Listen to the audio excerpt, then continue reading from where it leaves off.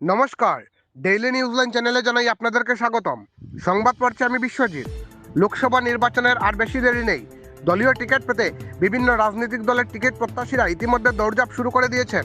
এক্ষেত্রে পিছিয়ে নেই বিনয়কৃষ্ণ দাস বাবুও। কংগ্রেস দলের টিকিটে শিলচর লোকসভা সমষ্টিতে লড়তে আগ্রহী বিনয়বাবু। দলীয় মনোনয়ন পেতে 18 ডিসেম্বর গুয়াহাটি এপিসিসি কার্যালয়ে আবেদন দাখিল করেছেন তিনি। রবিবার দক্ষিণ কাছাড়ের বিভিন্ন ব্লক কংগ্রেস কার্যালয়ে এসে মনোনয়নপত্রের প্রতিলিপি জমা দিয়েছেন তিনি।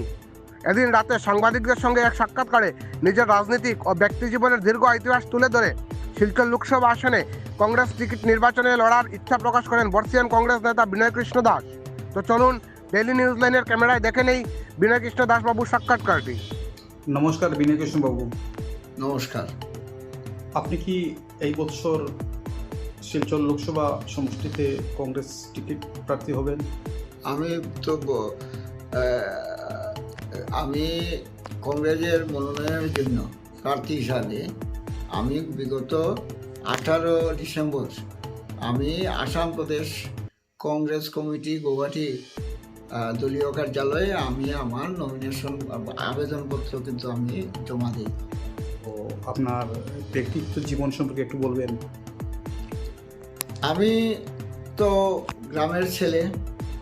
আমার পূর্বপুরুষ অনেক বছর থেকে মানে প্রায় 200 বছরের এই পূর্বপুরুষের অবস্থান। আমার যে জায়গাতে জন্ম, এই জায়গাটা হচ্ছে হাইলাকান্দি জেলার এক প্রান্ত অঞ্চলে কালীনগর গ্রামে আমার জন্মস্থান। এবং আমি ব্যক্তিগত জীবনে আমার পড়াশোনার শেষ প্রান্তে আমি তখন আমার কর্মজীবন শুরু হয় শিক্ষকতার মধ্য দিয়ে। এরপরে আমি আয়কর বিভাগে চাকরি করি গুয়াহাটিতে। আয়কর বিভাগের পরে আমি কাছাড় গ্রামীণ ব্যাংক তদানীন্তন বর্তমান আসাম গ্রামীণ বিকাশ ব্যাংকে আমি আধিকারিক হিসাবে প্রায় 24 বছরের অধিককাল আমি কাজ করে গেছি। তার মধ্যে যে জায়গাতে, বিশেষত কাছাড় জেলার যে জায়গাতে আমি কাজ করেছি তার মধ্যে কাছাড় গ্রামীণ ব্যাংক তদানীন্তন বর্তমান আসাম গ্রামীণ বিকাশ ব্যাংক, মতিনগর শাখা, হরিনগর শাখা, বরযাত্রাপুর শাখা, এই সকল শাখাতে আমি আধিকারিক হিসাবে কাজ করেছি। কর্মজীবন ছেড়ে আমি 2008 ইংরেজির একদম শেষ প্রান্তে আমি গ্রামীণ বিকাশ ব্যাংকের চাকরিতে আমি ইস্তফা দিই এবং ইস্তফা দিয়ে 2009 ইংরেজির জুলাই মাসে আমি শিলচর মিউনিসিপাল নির্বাচনে আমি 28 নম্বরের প্রার্থী হিসাবে, কংগ্রেসের 28 নম্বর প্রার্থী হিসাবে আমি প্রতিদ্বন্দ্বিতা করি।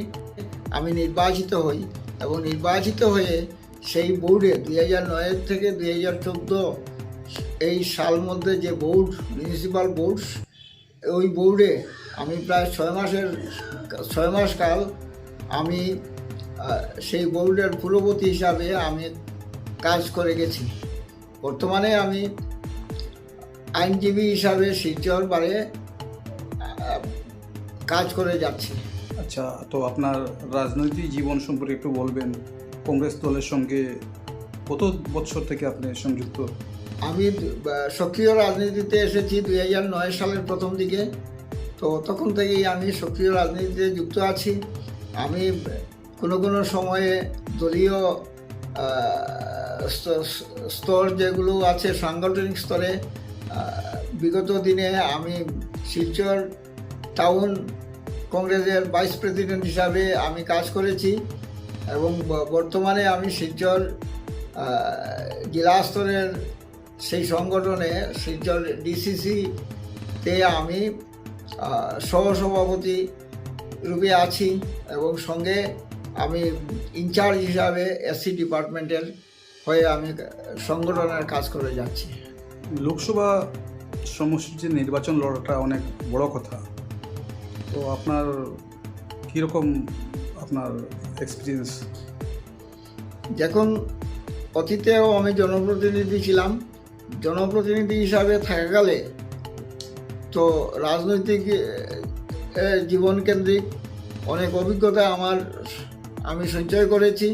এই অভিজ্ঞতাকে আমি কাজে লাগিয়ে অভিজ্ঞতাটাকে পাথেয় করে এবং আমার সাংগঠনিক যে পরিসর, সাংগঠনিক যে অবস্থা, সেই অবস্থাকে আমি অটুট রেখে এবং সংগঠনকে শক্তিশালী করার জন্য এবং সাথে সাথে জনসেবা করার সেই মানসিকতা নিয়েই কিন্তু আমি আজকে রাজনৈতিক স্তরের আগামী দিনে লোকসভা নির্বাচনের প্রার্থী হিসাবে আমি দলীয় প্রার্থী হিসাবে আমি মনোনয়ন চেয়েছি এবং আমি অবতীর্ণ হয়েছি।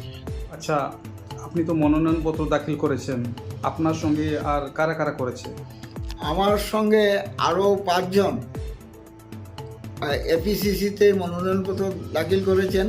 তার মধ্যে সূর্যকান্ত সরকার, সৌম্যকান্তি পুরকায়স্থ, অশোক বৈদ্য, নৈরিতা জয় শুক্লা এবং পীযূষ কান্তি দাস। আপনি যেহেতু লোকসভা সমষ্টির জন্য আবেদন করেছেন, হয়তো সৌভাগ্যক্রমে আপনি পেয়ে যেতে পারেন টিকিট। তো ভারতের রাজনৈতিক পরিস্থিতি যে, আপনি তো বিরোধী দলের প্রার্থী, সম্ভাবী প্রার্থী, তো যেটা রাজনৈতিক প্রেক্ষাপট চলছে সারা ভারতে, এ সম্পর্কে কিছু বলুন। দেখুন, আজকে ভারতবর্ষে গণতন্ত্র বিপন্ন, বিজেপি সরকারের হাতে। মানুষ শ্বাসরুদ্ধ অবস্থায় কিন্তু আজকের দিনের মানুষ, যে জায়গাতে অরাজকতা একদম চরম সীমায় পৌঁছে গেছে, নৈতিকতার কোনো বালাই নেই, কণ্ঠরোধ হচ্ছে। সাধারণ মানুষ কিন্তু তার নিজের পাওনা আদায়ে কিন্তু ব্যর্থ। এই জায়গাতে কোনো ধরনের কোনো শাসন বলতে কিছু নেই, স্বৈরাচারী রাজ চলছে। এই জায়গাতে আমি যদি আমার দলীয় প্রার্থী হিসাবে আমি নির্বাচিত হই এবং প্রতিদ্বন্দ্বিতা করি, আর গণদেবতার যদি আশীর্বাদ থাকে, তাহলে আমি এই অন্যায়ের বিরুদ্ধে, স্বৈরাচারীর বিরুদ্ধে আমি সোচ্চার হব এবং এই আওয়াজটুকু আমি প্রতিটি ক্ষেত্রেই আমি তুলব এবং সেই দিক দিয়ে কিন্তু মানুষকে একটা সুন্দর একটা অবস্থায় বা অবস্থানে সামাজিক জীবনে চলার পথে একটা রাস্তা বা উপায় আমি অবলম্বন করব এবং মানুষ যেন তার ন্যায্য দাবি পাওনা এটা উপভোগ করতে পারে, এই ব্যাপারে আমি কিন্তু সচেষ্ট থাকব। আমাদের সংবাদ পরিবেশন আপনাদের ভালো লেগে থাকলে লাইক, শেয়ার ও কমেন্ট করে পরবর্তী সংবাদ তৈরি করতে আমাদের উৎসাহিত করুন। নতুন ভিউয়ার্স হলে আমাদের চ্যানেলটি চট করে লাইক, শেয়ার ও কমেন্ট করবেন, তার সঙ্গে সাবস্ক্রাইব করতে ভুলবেন না। ডেইলি নিউজলাইন চ্যানেলের পক্ষ থেকে আপনাদের জানাই ধন্যবাদ।